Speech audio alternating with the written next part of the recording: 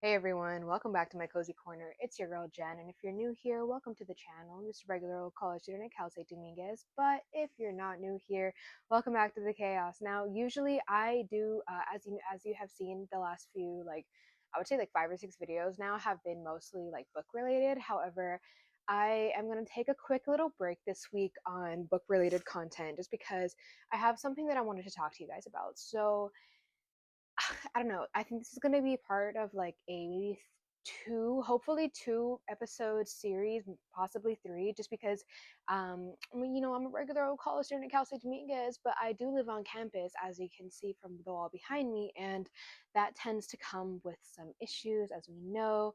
Anybody who's been in college, you guys have probably had some horror stories from roommates and situations like that. But I just wanted to touch on my personal experience living here at Dominguez Hills in the dorms, and just touch on all of that. So, episode one, I'm gonna have like a little list here, but episode one is just gonna be a background, a backstory of myself, where I've come from. Really gonna go deep into specific topics. If you're not having a great day, if your mindset isn't in the best of health right now, go ahead and skip this video. I'll be back here next week with my monthly reading wrap up, so you can go ahead and watch that. But I'm gonna be touching on some decently heavy topics. I'm going to be going into child abuse and manipulation and brainwashing, physical and emotional abuse, and homelessness, and a bunch of negative stuff. And I just so like I want to let you know, I want to like talk about what I've been through, but I want to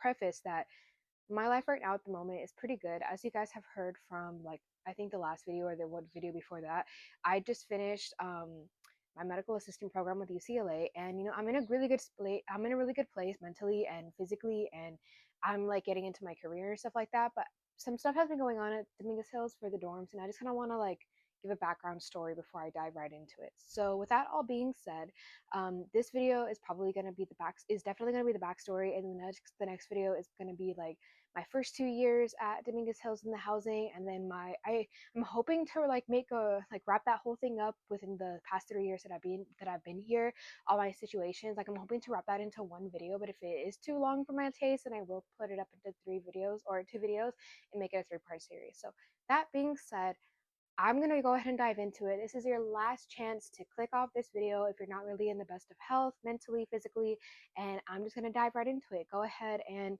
click that subscribe button and like and comment down below if you are feeling up to it. And if not, totally cool. I'll see you guys next week. But last chance.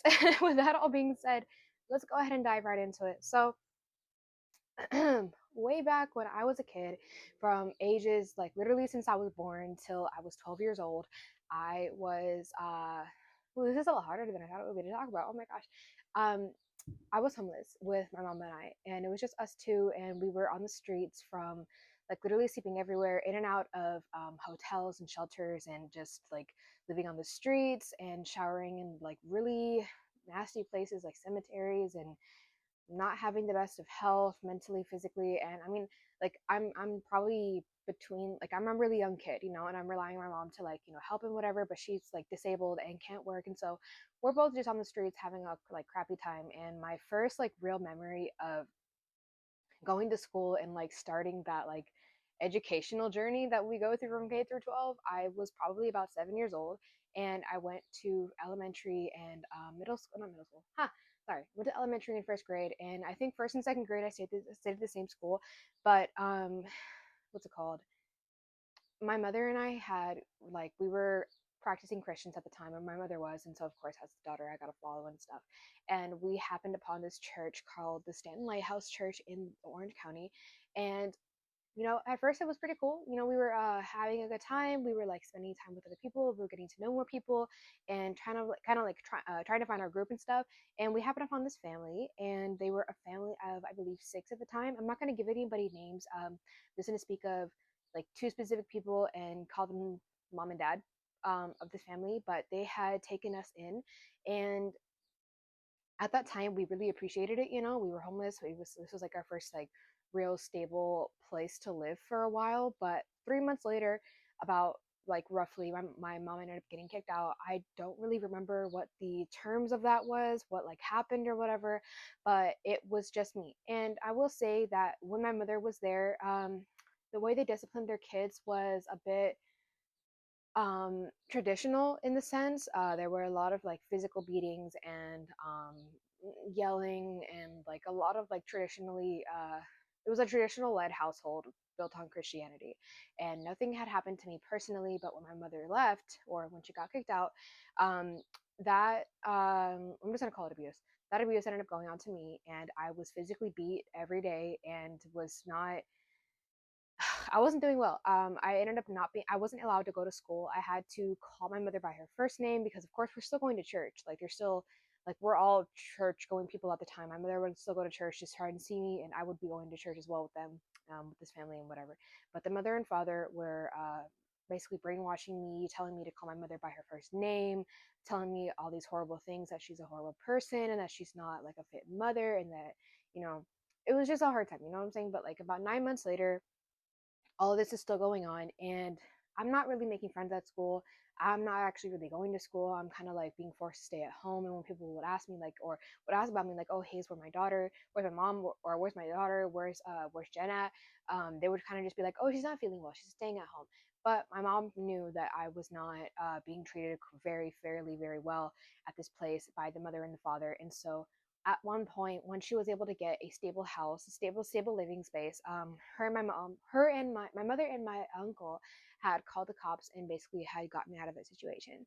From that point, I was extremely traumatized, extremely like withdrawn from the world. I was basically nonverbal and was like not really sure how to approach the mother-daughter relationship. Our relationship was pretty much broken at that point, and it took a really long time for us to get back to how we ended up getting before I moved out of college. Once I was in high school and stuff like that, so it took a really long time for us to get back to a sense of normalcy. I'm very mute, not really having any interest in school, and of course now I have to like listen to this motherly figure who hasn't been in my life for a while. It was a whole thing. So I want to preface this by saying that this whole like video is a backstory of who I am, to explain why I am the way I am today when it comes to socializing, when that comes to approaching certain situations and things like that, just so you guys have like a little bit of insight and information for the next video. Um, that was when I was 7. When I was 12, just fast forward, during this time, I'm still in school, but I was always the quiet kid. I've always been on the larger side as well, and I got bullied a lot. I'm not gonna lie. And because of that, I ended up just staying to myself and kind of trying to keep out of everything. Like, I really wasn't social. I was just like, going to school, doing my homework, and just going home and like being a kid at home and just like going to school and being quiet and stuff like that. So typical quiet kid stuff. Um, but that was all basically because of like that all came from where I was abused and stuff like that. Like, I was very shy, very like timid, very scared to like talk about whatever. And because kids would see me be quiet, they would like what do you call it? They would internally say like, "Oh, like this girl is really weird. She's not socializing. She's not doing what other kids stuff like other kids do. So she must be like super weird." And because of that, that like led to bullying, led to harassment, led to like physical abuse from kids, and just a whole bunch of stuff. You know what I'm saying? Like, the teachers weren't very helpful and all that. So again, just very quiet kid, not really social, and just kept to myself mostly. When I was 12, we lived in Costa Mesa, and I have actually some pretty fond memories of Costa Mesa in middle school and things like that, but I was still always a quiet kid. But when I was 12, my mother and I were able to, we, of course, like I mentioned before, sorry, I'm all over the place trying to keep a good linear story, but me and my mom were in and out of shelters, in and out of like group homes and family spaces and whatever, but we happened upon Regional Center. Regional Center is like Section 8, or there's like a couple of other like low income programs for families, and Regional Center was one that we happened upon that seemed to really get us through a lot of certain things. And they were able to secure us a low income style like housing, an apartment in Costa Mesa. And at that point, I'm in the 6th grade, I'm finishing it up, and I'm going to Sunview Elementary. I actually this was where I like developed my taste and my desire to read, because I was able to like immerse myself in these worlds and all these stories and these characters, and really just like, yeah, it was sort of escapism, but it was helping me appreciate like, hey, these characters are going through all this stuff. You've been through a lot of things like that too, but it was kind of like helping me process, if that makes sense. So was definitely into reading at that point. Still super quiet, but I was making a couple of friends. And in the seventh grade, I ended up moving schools again. I've probably been to like 7 or 8, maybe even 9 different schools at this point, hopping around, as like I said. And when I went to seventh grade, I went to Costa Mesa high school slash middle, and actually ended up making a good friend. Her name for the rest of this story, if I touch on this more, her name will be Elle. And Elle and I had gotten along pretty well. Her and I had dealt with similar situations when it came to abuse and family neglect, etc. And we hit it off, you know. And for the 2 years that I stayed there, we were really good friends. We were super clicky, not clicky, but like we were kicking it, and we both like developed like a good relationship around like reading and telling stories and things like that. So we were cool. She was my first best friend. And that carried on to eighth grade. But at that point, my mother had gotten in touch with her father, so my grandfather. And I had always heard like all these horror stories about how horrible this man is, how abusive and not neglectful, but like how emotionally manipulative and just not a great person.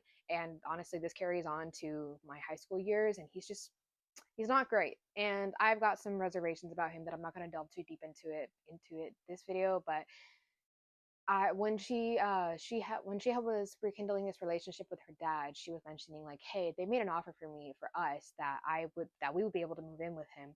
And he lives in San Diego. Just to like give you some information, he lives in San Diego with his wife, my grandmother. I'm going to call her Grams. You know, I love her to death.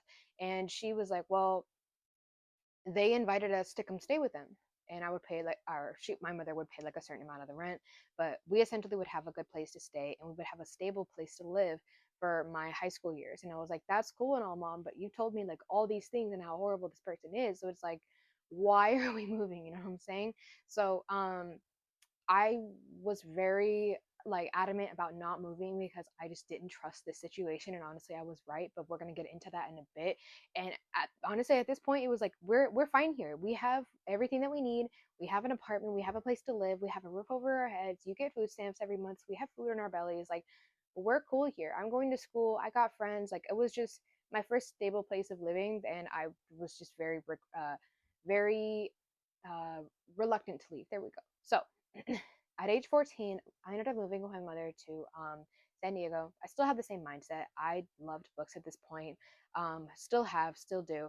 And I just kind of preferred to keep to my own company. And I just, wasn't really into socializing. Like, I could be very social, but I was still going through my awkward teenager phase where it was just like, things were weird, hormones and all that stuff. I was starting my period and blah, blah, blah, blah. And it was just like, it was typical teenage things, but I was definitely the quiet kid.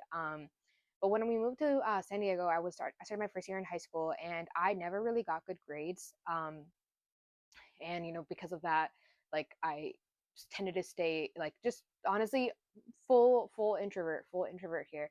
But throughout this like entire time that I've been in school, like I've always been known as, or like I've always known to be bullied, and to because of that, like I just like was very reluctant to study for school, and there were certain topics like math and history and like geography that I wasn't good at, and so I never tried for it.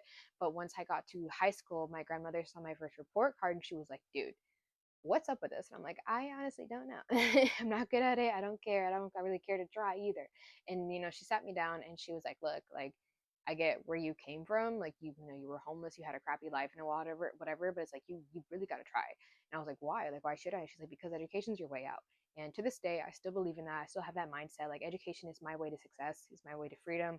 It is my way of never having to be homeless again. And I refuse to ever go back to that point. So that kickstarted my journey into getting good grades. I still hate math to this day, but because it was so hard, I pushed myself even harder and started to actually enjoy the mental challenges that I was being faced, doing those practice problems, taking those exams, and whatever like that. So managed to grow throughout my whole entire high school year with finishing with like a 4.2 unweighted GPA or some or weighted GPA, whatever the heck. Honestly forget. But throughout this time, like freshman year and going into like just almost going into my like 16th year, I or being like 16 years old, my mom had started to distance herself from me, and I in turn started to get closer to my grandmother. I kind of feel like she saw that we were in a stable living space. She saw that I had stable grandparents and, stable home. And she like was like, all right, they can take care of my daughter. And she kind of just started to distance herself from me. And the entire family was isolated, very like she was doing some weird stuff. Like I to this day I don't really know like what was the issue. My aunt thinks that she was on drugs, and honestly it kind of makes sense, but there was just a lot of things that didn't make sense. And she, like I said, she just by the time stuff went down, she was no longer the person that I grew up with. She was no longer like my rock, my best friend, like she was. Like she was just a completely different person, and I could not recognize his being. So, leading up to my 15th year, things were getting more distant between me and my mom, but then things started getting a little bit worse. She was doing things seemingly for attention. She does have epilepsy, but she was like faking her seizures for attention, but for my grandparents and for myself as well. And it just kept getting worse with her behaviors. These little like things that just like we were like, why would you feel the need to do that? You know what I'm saying? There was like, a lot of like not without going into further details. There was just like a lot of stuff that she was like was really weird that she was doing, and whatever the reason was for, whether it was to make people dislike her or like pity her or I don't know, but it was just kind of weird. When I was 16, that's when everything hit the fan. I had a feeling that my mom was going to be leaving and heading out. And so throughout that entire year, I spent like time, like a lot of time was like writing my final goodbye letter to her. And when I was 16, like literally I have vivid memories from the start of that year until she left. Was starting the first 7 days of the new year. She lied, cheated, and stole from me all in that same week. Those are my, if you know me personally, those are my biggest pet peeves. Like that's like the easiest way to get me to no longer fuck with you. And honestly, it's a really big sense of betrayal because I'm like, dude, that's my mom. Like what? But yeah, a lot of trust issues that happened, a lot of betrayals. She faked amnesia on my birthday to like get attention, and that was just like a really weird thing. She like denied stealing from me up until like she left, and she was just like, "Yeah, I stole from you." And it was for a person that's not going to work at this time. Me myself, like I'm a kid still, I can't even work yet. I could that year, but like I wasn't looking for a job. I had saved up like probably $500 from sixth grade, where like any allowance I would get, any like pennies, nickels, and dimes that I found on the floor, I would just like pick them up, trade them for dollars later, and then like continue accumulating that. She had taken $125 from me to purchase an Xbox One for me, and I was like, "That's great, mom," but like, and I appreciate it, but like you could have asked for it. You could have been like, "Hey, layaway at Walmart isn't looking too cute. I need some help." And I would have been like, "Yeah, sure, totally. Like that's for me. Like that you wanted to buy that for me, and I get it and I appreciate it. But like, you could have asked, and I totally would have. I wouldn't have had any problem like giving it to you. But that being besides the point, she lied to me. She stole from me. She cheated, and it was just it wasn't great. I was, dealing with some stuff and becoming even more isolated at this point. I didn't really have any friends in high school until like my last year. And so I'm being bullied. I'm being constantly harassed by girls in the classes that don't like me. And I'm just like, I'm keeping to myself and I'm being quiet and I'm trying to do what I can to like get through school. But it's like, I'm dealing with my own stuff. Like, I can't go anywhere outside of band. Of course, I got into band. I was a band kid. I was a weird kid. And I also got into ROTC. Outside of those two classes and whatever extracurricular activities that happen outside of school, I was expected to be home. And if there ever were events at that school relating to either band or ROTC, I had to let my grandparents know like well in advance. That being said, I'm sorry to keep going like back and forth, but um, ever since I first started moving there or living there, and like when I first started high school and stuff like that, like the second we moved, my grandfather started showing his true colors. And before my mom started acting really weird, like when we first moved there, within the first 3 weeks, she was like, "We need to go home," and I'm like, "There's no home to go back to. Like, we have nothing back there. You quit regional center, and you aren't like we're not supported. We're only like you put us here. We're kind of stuck here, and my way out is going to be this education thing. I'm going to college and making myself successful. I don't know what's up with you, but like we got to figure something out. You know what I'm saying? So like that was my goal from that point on to just like continue with education, get out, and whatever. And her goal, like I said, I don't even know. But that being said, my birthday, 16th birthday, she completely botched it. My grandparents really wanted to do something nice and special for me. They invited my friends over. We had a little girls' party, and like the whole house was decked out. I was very surprised. Like I know my grandma like spent a lot of effort into like doing this for me. She knew how much it meant to me to like be 16 and whatever. Like I watch a lot of like Sweet 16 girl movies and whatever, like as a kid. And like that was something that I really was like excited for, you know what I'm saying? Like um she made a fool of everyone, and made a fool of myself. This is at the point where she's like faking amnesia. And I had that day, mind you, oh my gosh, sorry, this is a big thing. That day I'm in math class and I'm hanging out with my friends, or the few friends that I had, like we're all like goofing around and whatever. And my teacher knows that I'm pretty, like I'm a pretty studious student, and these kids that I was talking to are also smart. So he kind of just didn't pay us any mind. Every once in a while, he'd be like, "Hey, like I know it's homework time, but like let's focus on the homework," or like whatever. He would like let us do stuff in class. And I was like, "All right, cool, whatever." So we're still talking, we're still hanging out, and I get a text from my grandma, and she's like, "Hey, your mom's in the hospital again." And I'm like, "Ah, crap!" Like, she's always in the hospital. What happened this time? And I'm laughing because it was never a real issue. She would fake her epilepsy and fake her seizures and be put in the hospital for attention. And so I was like, "All right, what happened this time?" She explained the story, and she's like, "Well, here's the kick. Your mom is claiming that she has amnesia and doesn't remember anybody except for you." And thinking about that, I'm like, what the heck? Like, don't I come before grandparents? Like, it would make more sense for you to remember your own mother, your own father, than to remember your daughter. Just because of like timeline stuff, situations like that. So I was like, okay, whatever. And that kind of ensued. That kickstarted a mental breakdown from that point. To dissociate from the situation, I kind of in turn got a bit more rowdy with my friends behind me. We're all laughing, giggling, like talking about whatever. And my teacher comes over to me and he's like, "Hey, like I already told you guys to calm down. If you don't calm down, I'm gonna have to kick you out." And so my retort to that was like, "Well, okay, cool, like go ahead." And he's like, "Well, I'm gonna have to call your mom, blah blah blah." And I'm like, "Go ahead and call her. She won't even remember you." And he's just like, and he told me to get out of his classroom. And that was the first time I've ever been kicked out of class. And that was just like the second that I went outside, I started sobbing. I was like just trying, like having a full blown shaking panic attack, mental breakdown, the whole shebang. A friend of mine from a previous class, like we never even, I couldn't say he was a friend because like we were classmates and we never hung out outside of that, but he knew me and he just like came up to me and gave me a hug and said it's gonna be okay. And it really surprised me because like I said, we're not friends. We hang out with two completely different groups, and I was just like very surprised because I'm like, dang, like I really needed that. So after calming myself down, after everybody left class, I talked to the teacher and I was like, "Hey, I'm sorry, that wasn't my brightest moment. I looked really stupid for that, but thank you for like kicking me out because I did need time for myself." I explained the situation. He was like, "All right, like you are a bright student. um take whatever time that you need. Just like hopefully you feel better soon and come back to class like at a relatively normal state." And I'm like, "Yep, that makes sense." Went home. That entire time I was like, dang, this is weird because like my grandparents are like setting up something for me. I don't even know what it is at this point, but I guess my mom's home and whatever. So fast forwarding to I get home, my friends are there. We're all like having a good time, and my mom comes down from her upstairs bedroom. She's coming home at this point, and she my grandparents had her wear a helmet around the house just because she tended to fall a lot because she had epilepsy. And it looked really embarrassing, especially as her daughter. I'm like, dang, like you are telling us that you're having these seizures, but you're clearly faking them. So like, what up? She comes down and makes a big scene, and like it's like, "Oh my gosh, that's my daughter. Hey, I missed you. Oh my god, blah blah blah," in front of my friends. I'm like, this is disgusting. This is so gross. This is so embarrassing. I just felt really disgusted. My friends are looking at me like, doesn't she live with you? Why? Because they don't know what's going on. But I'm like, I'll tell you guys later, whatever. And fast forward a little bit more.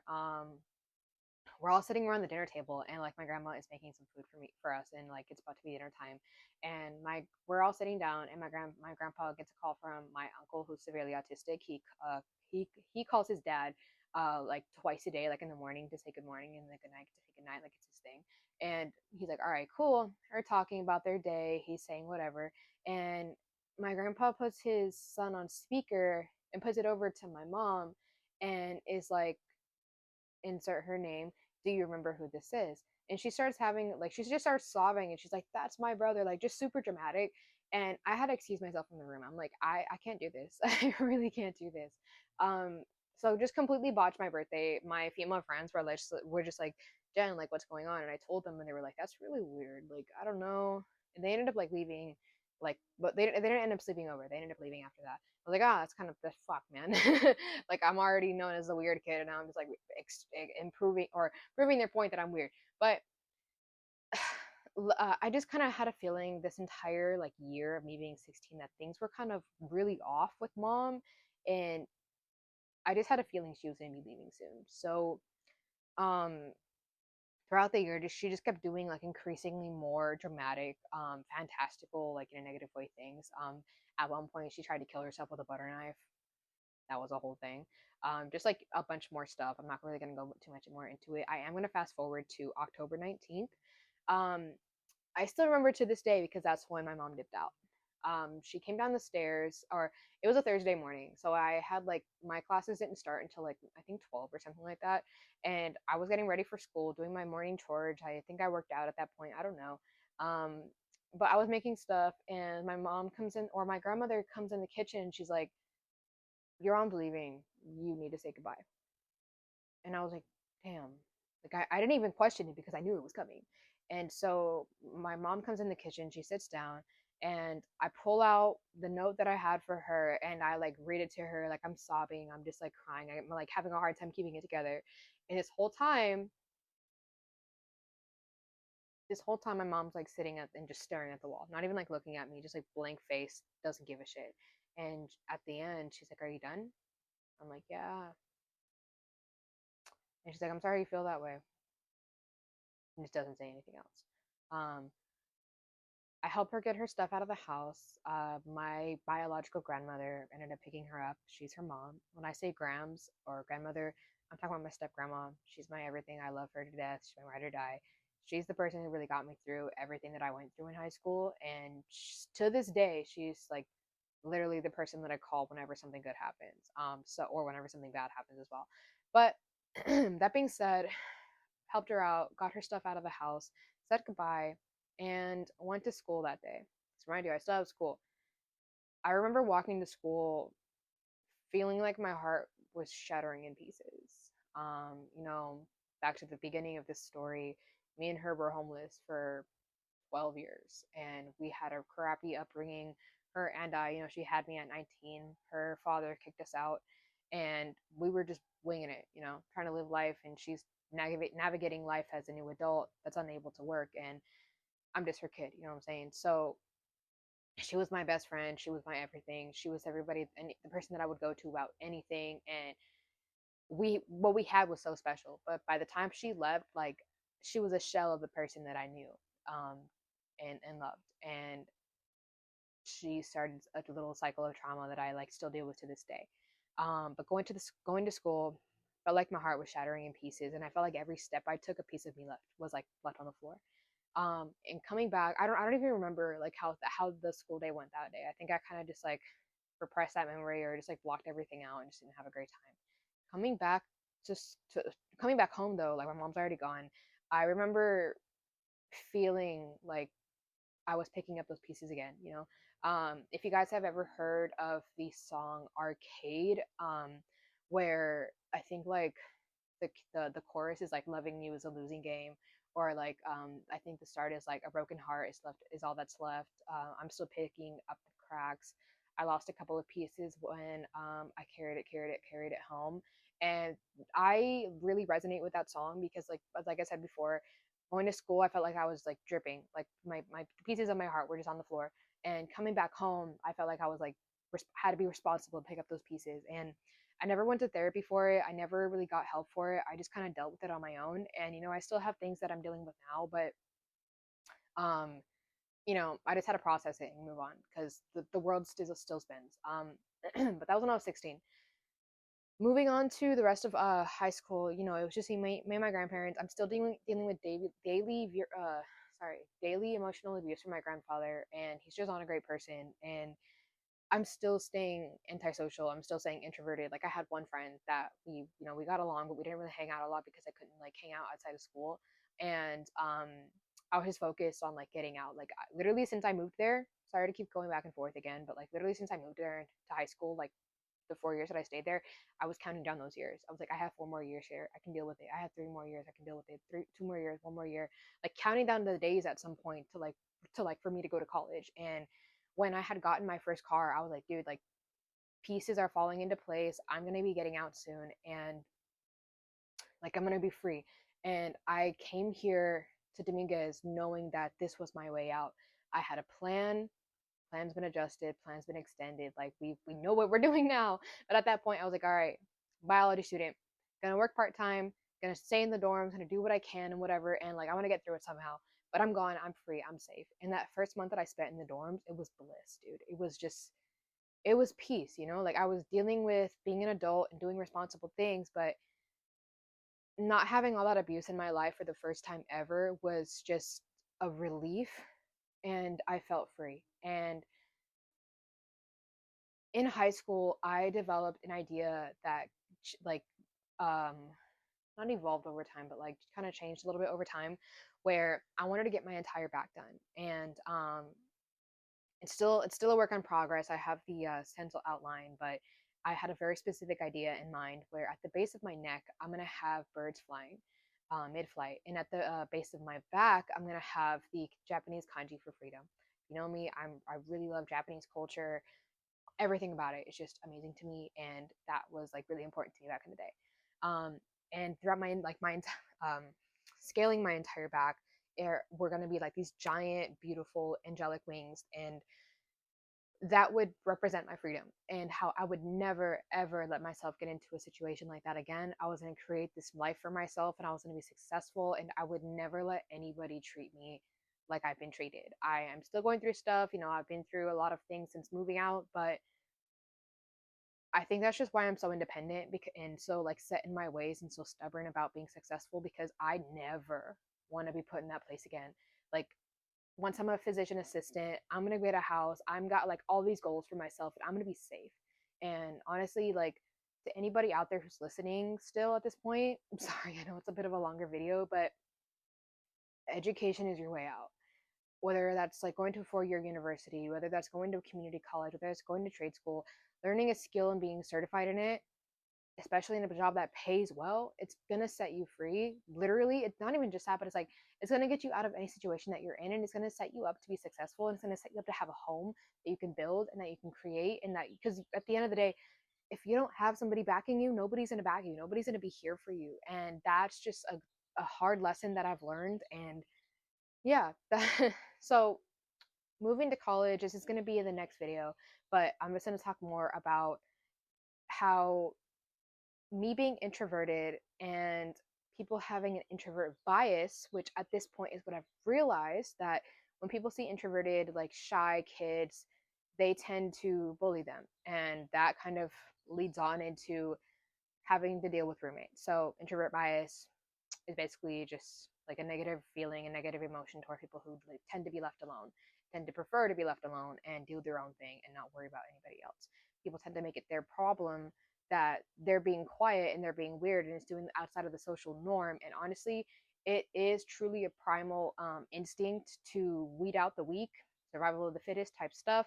But I'm going to talk about that more in the next video. Probably going to do that 2 weeks from now, where I'm just going to break down like my each like every single year that I've been here. I've been here about 3 years or 4 years now at this point. It's 2025. I got here in 2021, and we're going to talk about it and we're going to dive deep. So if you are still listening, go ahead and hit that subscribe button again, and ring that notification bell so you know when I upload my next video. Next week is going to be my monthly wrap up, and then I'll probably talk about the roommate situation and dorm situation in the next video. So like 2 weeks from now, I'm probably going to talk about that. Yeah, honestly, that's all I got this week, guys. If you're still listening, thanks. I really appreciate it. I'm hoping that anything that I said today was impactful on people who have been through similar or the exact same thing. Remember that you are not alone, and everybody has dealt with their own personal trauma, and everyone has probably got a similar story. And remember that no matter how hard things are, create a game plan. It's going to get better. And I truly mean that. You're going to create your own life and your own journey and your own story, and as long as you keep pushing forward, it's going to happen. So, that being said, I hope everybody has a wonderful day. Stay safe, and I will see you guys next week. Bye.